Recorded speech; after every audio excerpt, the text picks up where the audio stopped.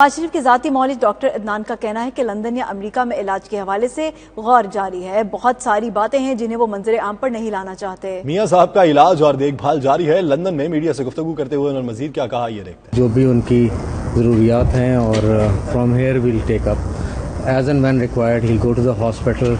जो भी रिक्वायरमेंट्स होंगी वो पूरी करें। सेकंड अपॉइंटमेंट कब है उनकी? I haven't finalized yet. I'll let you. अच्छा, इलाज यहीं पे होगा या अमेरिका जहर के हवाले We are seeing से it. जरूर बताइएगा कि ट्रेस पैक कैसे करेंगे। इस हवाले से बात हुई है क्योंकि हुसैन नवाज की तरफ से ट्वीट किया गया था और आप डॉक्टर हैं। Sorry, I would not like to comment on that. I don't know. So, but you will definitely go back and speak to your consultants regarding this कि ऐसा कुछ हुआ अभी जो बेसिक इश्यूज हैं we have to work for that. Right latest की क्या situation है सर, वो भी बता दें।